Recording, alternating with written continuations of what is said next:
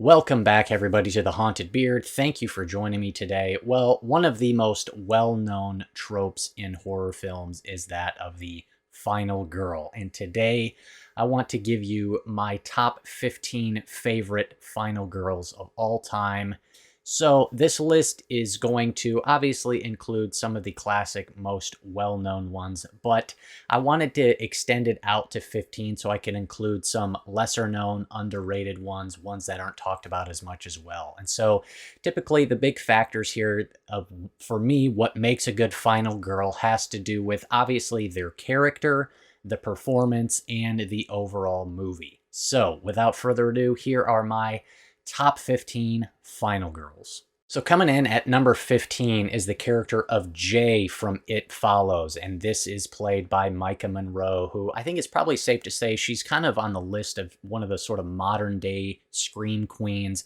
Her performance in this, The Guest, and just last year's Watcher, she has building up quite a pretty solid horror resume, and she's really solid here. This is the one that kicked things off, and I haven't seen It Follows in quite some time, but it has been a film that has really stuck with me, and Maika Monroe's performance is one of the main reasons for that.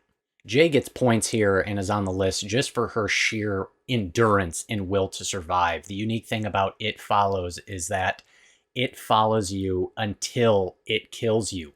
And obviously the whole film is a metaphor for STDs. But the big thing here is that you can only prolong the inevitable. I just remember that sequence towards the end of the movie where Jay is just completely out of ideas and all she can do is just buy herself time. And the film heavily implies that she aboards this boat to try to pass it off a few different times. And man, what a really just kind of upsetting and disturbing scene. I also quite enjoy the ending too, because she really has to get creative and try to do something outside of the box to defeat this thing. Only, of course, it doesn't work. But man, Jay is just a really solid final girl, and that is why she is number 15. Next up at number 14, and this one is a final girl that hardly ever gets talked about, but I think she deserves a place on the list. And this is in a movie that I also think is underrated and lesser talked about, and that is from Behind the Mask, The Rise of Leslie Vernon, and this is the character of Taylor. And I've talked about this movie a couple different times on my channel. It showed up at a couple different lists, but man, this is just a really solid film. It's a great combination of found footage and slasher.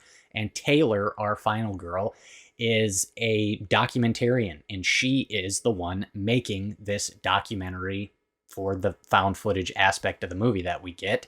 And she's interviewing Leslie Vernon. And this takes place in a reality where slasher killers are actual real people.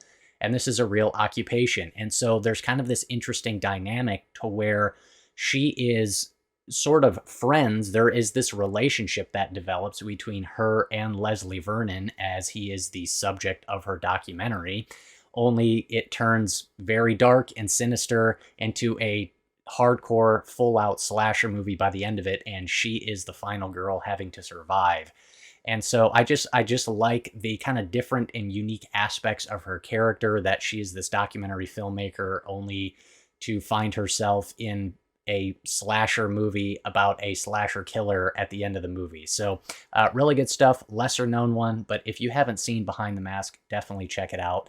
But Taylor is my number 14. Next up at number 13 is Harper from the movie Haunt, and this is played by Katie Stevens. And Haunt, for me, is one of the best slasher films of the last handful of years, and it doesn't do anything in terms of like, reinventing the genre, but it just gives you a really solid, highly effective, and just executed really well, kind of traditional haunted house sort of slasher film. But the character of Harper here is really good. She's got kind of a nice little emotional arc there. There's definitely some emotional resilience there in her character that I really like, and kind of the full arc where it comes at the end, where it's her kind of overcoming some past tragedy and past trauma, which is one of the aspects that I think makes a great final girl, and just her ability to outsmart and survive some of the most brutal and evil slasher villains in recent memory. So Harper definitely deserves to be on this list, and that's why she's number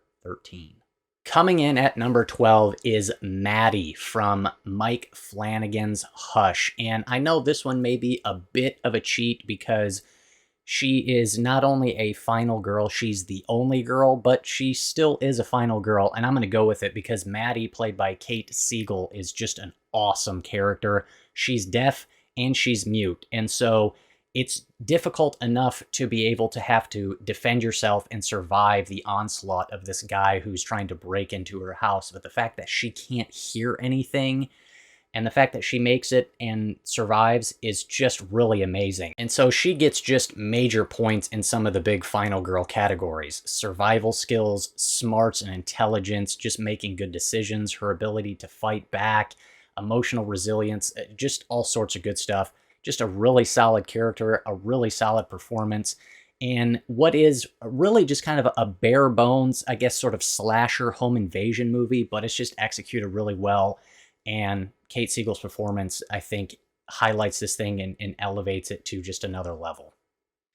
Next up at number 11 is Cecilia from The Invisible Man, and this is played by Elizabeth Moss.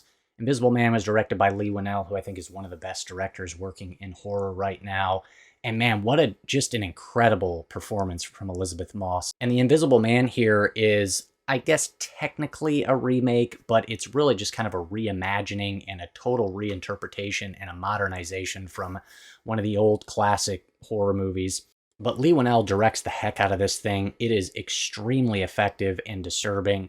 But Elizabeth Moss is just fantastic in this role. And really the whole thing here is set up within the confines of her having to escape and flee from an extremely toxic and abusive relationship. And so the character arc through this thing is just, it's a really dramatic and intense and emotional journey.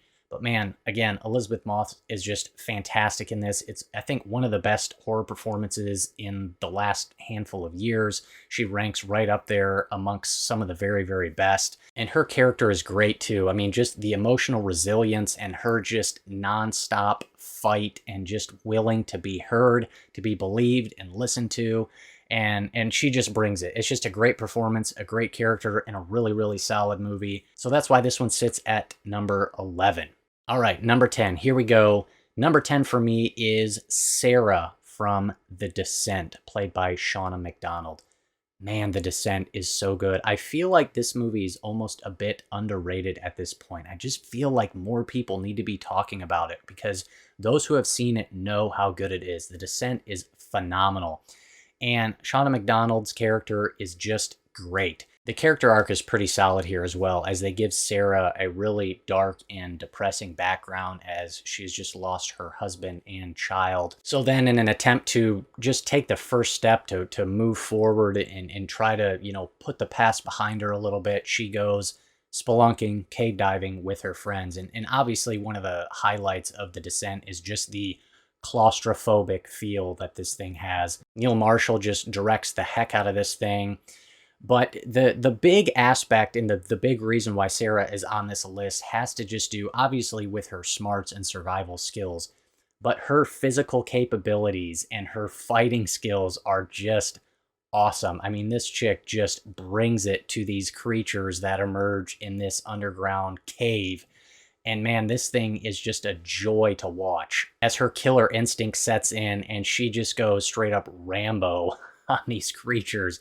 Man, it is awesome. I love The Descent. I think it's just phenomenal. It's got a really solid final girl too, and a very dark and disturbing ending as well. The Descent, great stuff. Really solid final girl. That's why it's at number 10. Number 9 is from X, Maxine, and this is of course played by Mia Goth. And this one, the main points here are just the fact that I love the movie so much and the performance is just so great. And I can't help but kind of be influenced by the fact that there is another film to this and the fact that Mia Goth plays two characters in this. And I know only one of them is technically the final girl, but how can you not give it a mention when Mia Goth is just phenomenal? And The main thing for me is I just love how similar this is to Texas Chainsaw Massacre. Hint, hint, a movie that may appear a little bit later on this list. But yeah, Mia Goth is just phenomenal. She is one of the very best working today in a movie that is just terrific.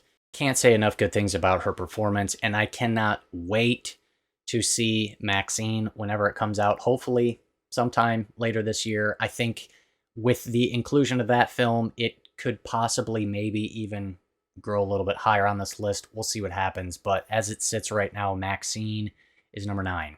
Coming in at number 8 is Tree from Happy Death Day, and this is played by Jessica Rothe. And this is one of the, I guess, handful of horror comedies that I really quite enjoy, as horror comedy is really kind of a hit or miss 50-50 for me. But man, this is just a fun movie, and it's a good slasher. And I know the sort of Groundhog Day technique has been done a handful of times before, but I just kind of take a liking to that gimmick. And Groundhog Day is one of my all-time favorite comedies, and so the fact that they kind of brought that into a slasher movie, I just really had a good time with it. And I think Jessica Roth's performance is just pretty great. And I just like kind of how unconventional of a final girl she is. And like, she's just a final girl by fate. Like, she can't really help it. She's just caught in this time loop and having to relive every day over and over and over again until she gets it right. And so you kind of do get some, a character arc here where she's really forced to kind of, be a bit of like a detective and figure out who the killer is. And so you can see her sort of slasher girl skills and abilities evolve and develop over the course of the movie as she has to make better decisions and become more intelligent and has to fight better, and her survival skills have to develop. And so I just kind of like that you really get like she starts off as like what would be a terrible final girl, but by the end of the movie, she's a really great final girl. So I just like kind of the whole character arc there. And it's also just a really funny and just really solid performance by Jessica Rothe as well. So that is why Happy Death Day sits at number 8. Coming in at number 7 is Danny from Midsummar, played by Florence Pugh.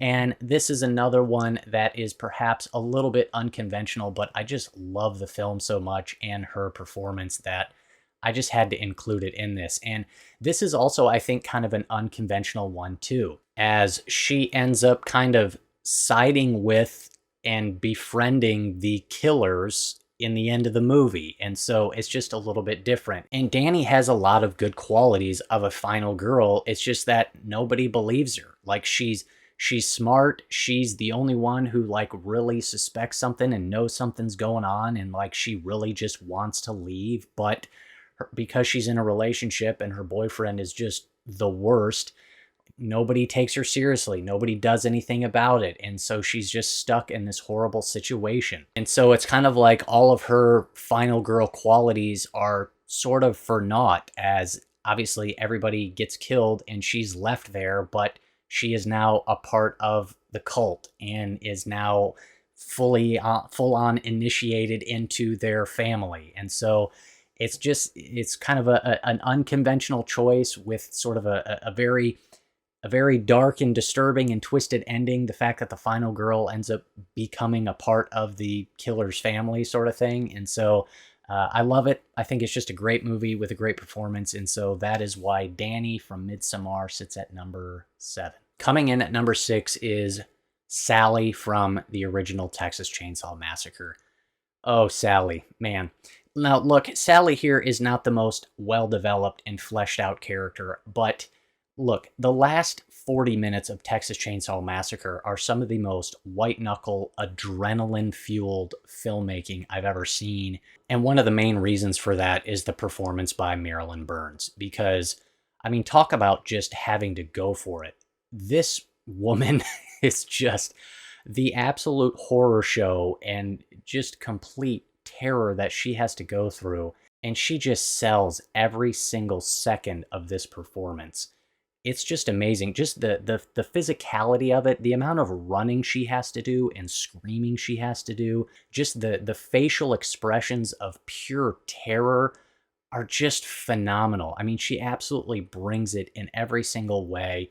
And again, her survival instincts, her defeating the odds, her just nonstop fight for survival is just over the top. She's a phenomenal final girl. And just that final image, I mean, just that single image of the look of pure hysteria and mania and also relief on her face, you know that this woman is now traumatized for life. But man, just the expression on her face sells everything about it. It's just a great, great movie. I absolutely love it. And Sally is one of the reasons why. So that's why she sits at number 6. Coming in at number 5 for me, we're going with a new one. And this is Sienna from Terrifier 2. Man, oh, I really love this movie. I just watched this again just the other day, not too long ago. Man, Laura Rivera, just a great character, a well-written character. I love just the depth, the arc, and she's got so many great qualities of a great final girl. And I love that they give you some of the background, as obviously she's dealing with the trauma and the tragedy of the loss of her father. And then things are more complicated. She doesn't really have a great relationship with her mom. Her brother is, there's a little bit of tension there. She's trying to, be a good sister, but at the same time, she wants her independence and freedom and stuff like that. And then also, too, I really like that they included her anxiety in this. That's something that I personally have dealt with. And so there's a little bit of a personal connection there that, like, I kind of sympathize with her as well. But by the time you get to the end of the movie, you've got this, like, full out hero. I mean, it's just a great journey and a great arc, and she's got just all the characteristics you could want. I mean, she's just a fighter. She's smart. She's got emotional resilience and overcoming just the tragedy, the anxiety, all that stuff. And she also is protective of her brother, right? Like, she comes to his rescue, which is another great characteristic that you want in a hero, and especially in a final girl. I love the whole thing too that they do with, like, her death and resurrection, right? Like, she's born this new heroic person kind of thing, like the phoenix rising out of the ashes and all that stuff. And man, I cannot wait for Terrifier 3 to see what Damien Leone does more with this character. I absolutely love it. I think it's phenomenal. And so I know it's pretty soon. It's a movie that just came out, but I think Sienna definitely deserves to be on this list. And it's my list. I'm going to make it the way that I want to. So for right now, she sits at number 5.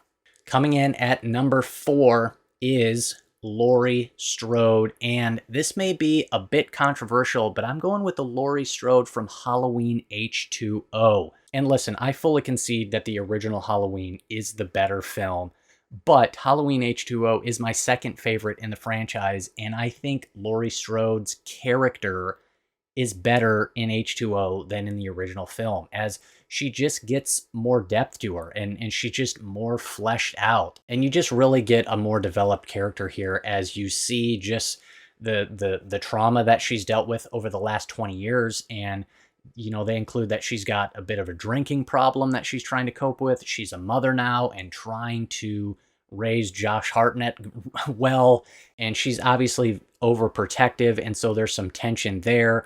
But I just love everything that they give to her, and she's got just some really solid scenes here. Her argument with Josh Hartnett as they're kind of going back and forth is just a highlight of the movie for me.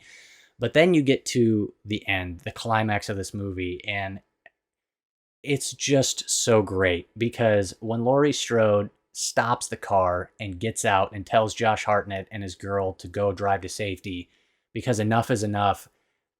I mean, if that doesn't make you want to jump up off your couch and start cheering for Laurie Strode, I don't know what would. And she turns around, she kicks open the glass door, grabs the axe, and starts marching back into the school and screaming out Michael.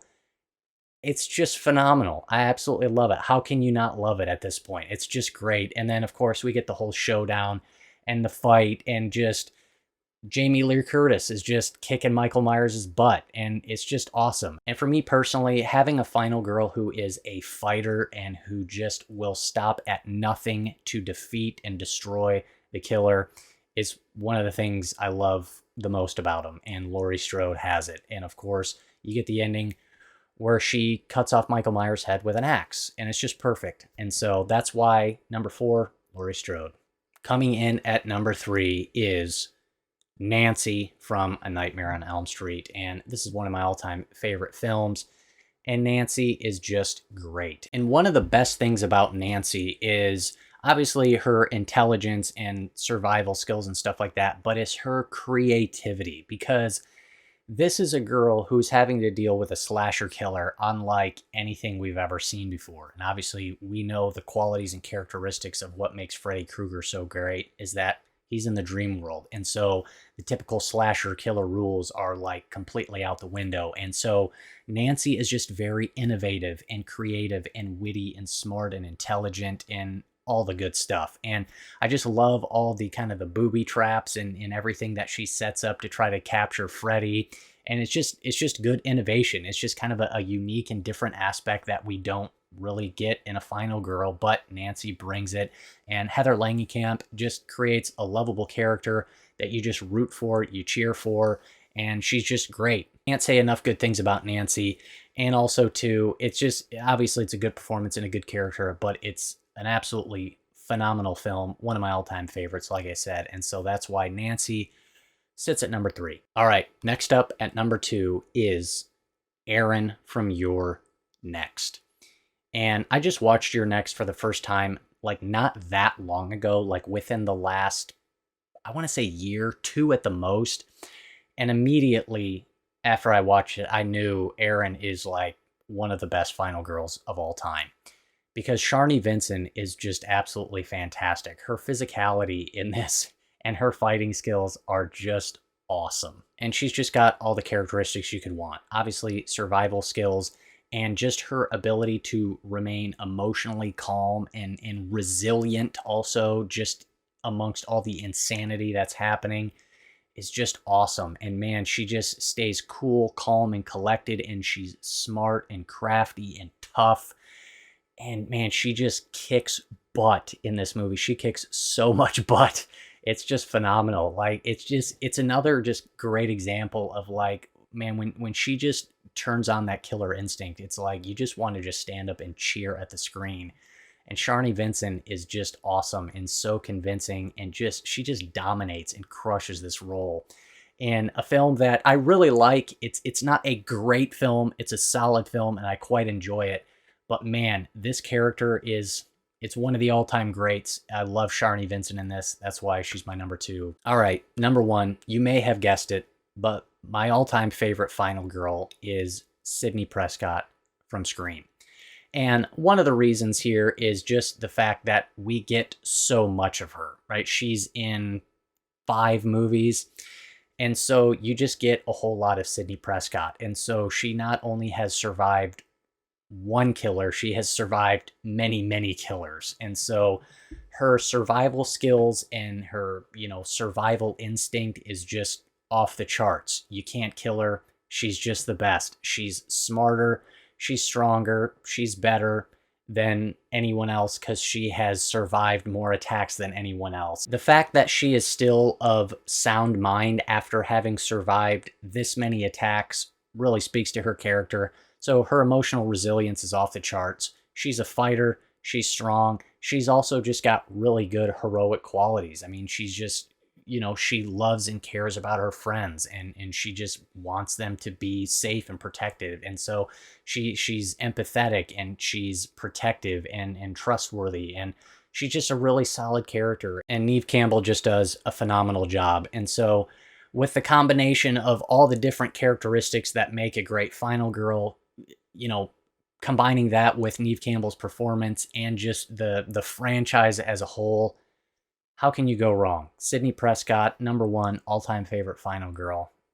And that concludes my list. So, like always, hit me up down below. Would love to hear from you. Who are some of your favorite Final Girls? Let me know if you like my list or you think I'm crazy and out of my mind. Either way, would love to hear from you. That's all I got for you. Thank you so much for watching. Like always, hit that subscribe button. It's all horror and thriller movie content coming at you here. And I'll see you next time on The Haunted Beard.